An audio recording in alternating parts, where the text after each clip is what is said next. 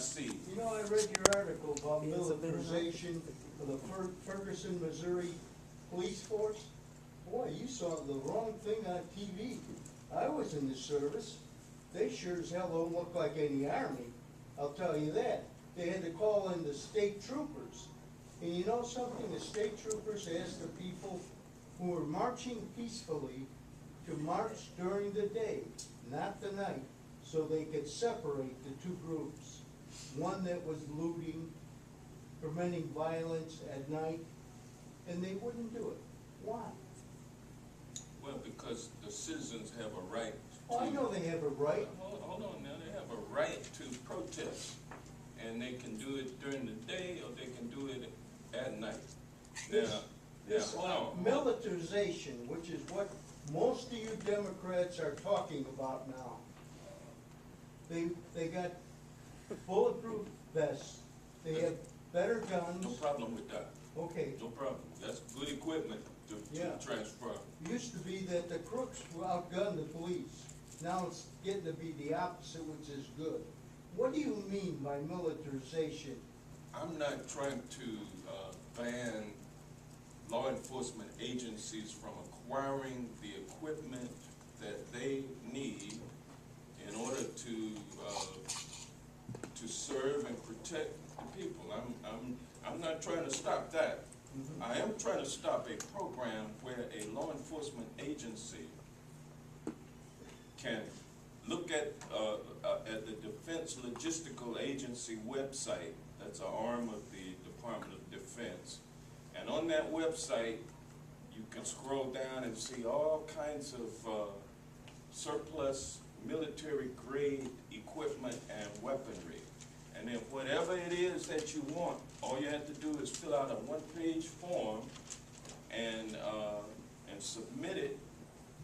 And then you get back your approval, and you have 14 days from the time of your approval to go out and get What's wrong with that? take position of it. What's wrong with it? Well, because it bypasses your governing authority. It bypasses your city council, your county commission.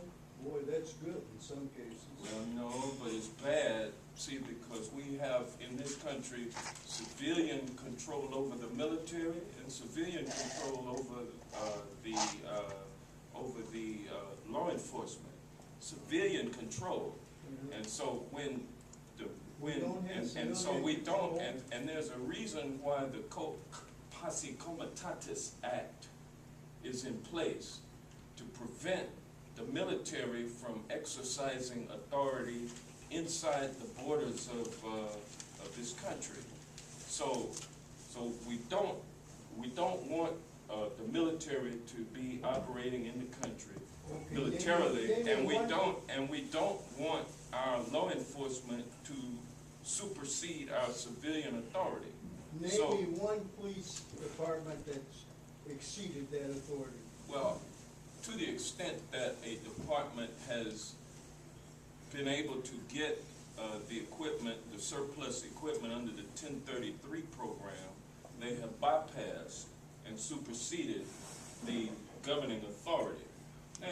Now the other way of acquiring the equipment is if the law enforcement agency feels like we need the equipment, then go ahead and make a request of the county commission or the city council. You know, it's part of the law enforcement budget. It's a line that identifies that. The representatives who have been elected by the people can say, okay, well, I don't think we have money for that. Or they can say, yeah, we agree with you and we need that. We'll spend the money And to why acquire don't it. you do it? You're on the Armed Services Committee. That is exactly what my legislation that you read about will cause. So you want the government to control it? Yeah, law enforcement is a part of government. I mean, law enforcement is under. No, it's not. Yes, it No, is. it's not. Oh, wait. And you're talking about the federal government. No, I'm talking about state and local governments. Oh, That's what I'm talking about. All right, let's move on to another subject here, one that's a little bit more appropriate for local. Yeah, let me point to a great example that just happened right here in Rockdale County. Your sheriff, through your county commission, determined that they needed a Bearcat, is what it's called. They needed a Bearcat, which is an armored vehicle that can protect our law enforcement when they go into a dangerous setting. They went through that process. You asked for it, the county pondered it, decided it, spent the money. You just took delivery of this piece of equipment last week, correct? That's correct. And now, along with you taking, after you paid the money and you took possession, part of what you paid for is training and support. And so you're having, what, 2 or 3 people going out to the company to get trained on how to use this piece of equipment. The Ferguson Police Department didn't have that under the 1033 program. They just said, okay, I want this and I want that. And then the 1033 program, by the way, compels you, in order to keep the equipment, you have to use it within 1 year of acquiring it. And so what happened was the department saw an opportunity to use this equipment, and they ended up overreacting and overreacting to demonstrators, people exercising their First Amendment right to assemble and to petition the government for redress of their grievances. So that's what they were out there doing. Then they were met with a massive show of military weaponry with folks itching to use it. And they did use it. They fired tear gas from the rocket-propelled grenades. They used that stuff. They used the tanks. They used the automatic weaponry. It doesn't matter now whether or not it's 50 caliber or more. They can get whatever they want. My legislation will restrict it it's got to be no more than 50 caliber. Because that's not what we really need under the 1033 program, flowing into the hands of law enforcement directly from the DOD without that kind of careful decision-making and accountability to the citizens. Where was this at? This is what we're dealing with I mean, what town was this in? Ferguson, Missouri. Okay. Was there looting going on at the time? Yeah, you know what? I really think that when the governor stepped in to restore order by taking the law enforcement responsibility away from the Ferguson Police Department and asked Captain Johnson of the state police to come in and assume control. So that happened on Thursday. Then on Friday, we see the release of a tape of Michael Brown inside a store taking the cigars. Mm-hmm. And we also then have the release of the name of the officer. Now, what happened on that release of that video, it was done to inflame the community even further. And so it produced the desired effect. Now, hold on. Now, I would not be surprised if there were some outside agitators who were called in to disrupt the peaceful protest.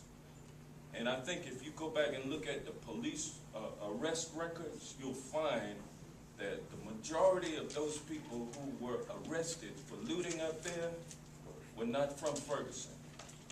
Now, also, you should note that that video that they released a part of doesn't show the part where Michael Brown was putting his money on the counter for the cigars.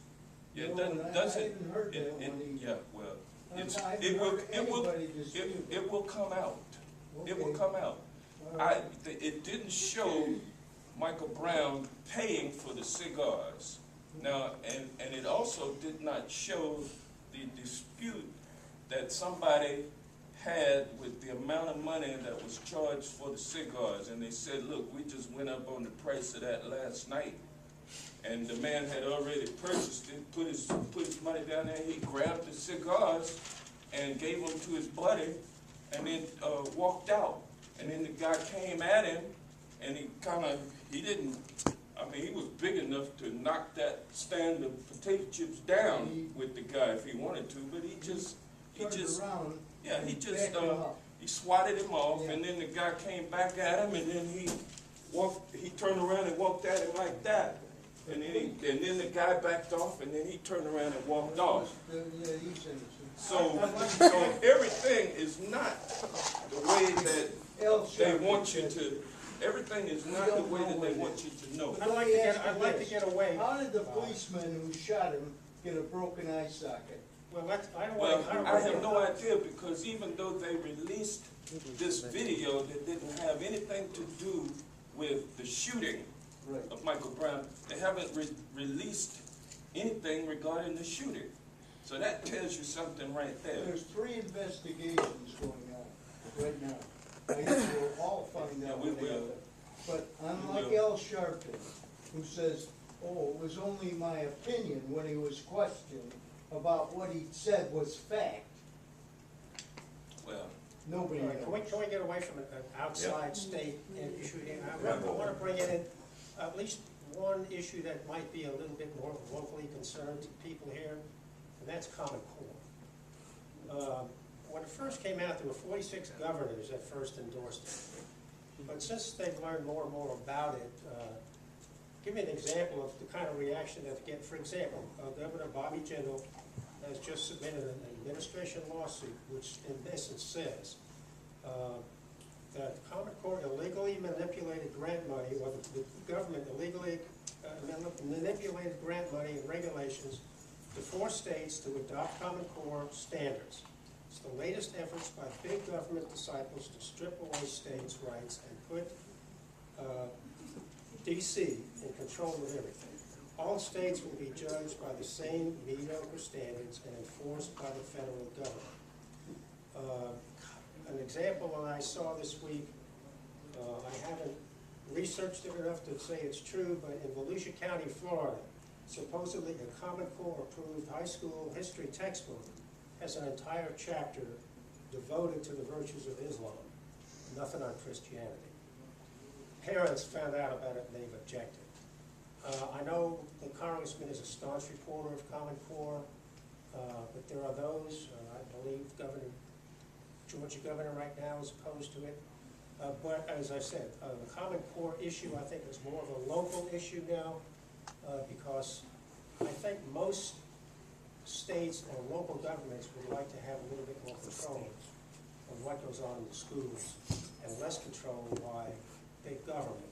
So, Congressman, if you could address Common Core. Yeah, only thing that Common Core does is sets uniform benchmarks for reading and math across the country. So in other words, the Common Core is common, like it says. It's just a national standard, a national benchmark, or national benchmarks for that measure the ability to read and also mathematics. Now, and it's something that 44 states, including Georgia, have agreed to. But then it became a political issue, and people have now started to distort what it actually does. Now, it does have some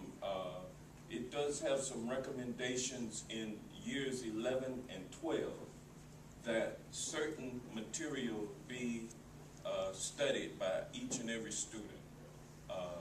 And those, it's like 4 things. It was the Declaration of Independence, Lincoln's second inaugural speech, of other historic things that I know that you would not have any problem with students having to study those things. So it's four writings that are of historical significance in this country that students would be required under Common Core to, am I right on this, Mr. McBride? Yes, sir. Okay, and so now there is an addendum or part, or there is a attachment A or something like that, where there's a list of suggested books for students to study, but they're not required. And so that list of books, I don't know every book that's on there, but I do know that no school system would be required to make their children read any of those materials in that appendix. That's what I was trying to. Are there any funds that if you incorporate Common Core, are there any federal funds that are attached to your adopting Common Core? And if so, how about the fact or the contention that this is another step of federal control of local issues? Well, there is no attempt by the federal government to control local education. The only thing is to set the benchmarks for reading and math. Now, who would disagree that we all should not strive for certain benchmarks at certain ages, certain grades? We should be able to track the effectiveness of our curriculum through testing of the students. And if the students don't meet those benchmarks, then we should go back in and help them achieve success. That should be the job of the federal government. Well, it's not. It would not be the federal government. It'd be the state and local governing authorities of the school system. So there are no strings attached to whatever the government funds are going to come to a state? Well, yeah, there's got to be incentives for the states to adopt the standards, and so that's why 44, I think it's 44 out of 50 have adopted the standards. But politicians now, some of whom don't understand, and others of whom understand, but they just simply want to pit people against their own federal government. For whatever reason, the same people that want to pit folks against their federal government are trying to be a part of the federal government. You know, I mean, it's really, the country cannot afford this kind of paralysis, this kind of political paralysis and gridlock with all that we face. And we've been at this for 6 years. We've been at this now for 6 years, playing games, playing political games while America continues to decline. So we're going to have to start paying closer attention. We're going to have to start paying closer attention to all of these issues, and you know, America needs our government to be retooled. We still do things in government like we did them 100 years ago. Things like just even in our procedure. We can't sit down and have we don't do business in such a way that we can sit down and listen to each other and hash things out and then agree, come up with a consensus that everybody can agree to a way forward. Our process does not allow us to do that. And so we really, I mean, our government has to change, it needs to change. The government doesn't need to be changed, only the people in it, because Well- they're not following the process. Well, we've got to change the process because it is no longer It just needs to be conducive to, purged. But it's it not is just no the longer process. conducive. The biggest problem is the party system we have currently. I myself, I don't care what color you are, what party you belong to, I vote for who I feel is gonna do the best job. And you've said it, Republicans have said it, it's the other party's fault. Stop playing this party politics stuff and do what's best for this country. Well, you know what, I really want to do that, and I talk about the Republicans not because I'm playing games. I'm telling you the truth about their policies as I see them. And I tell it to them in their Let me tell you faces. something, the way it looks like out And, here, and you know what?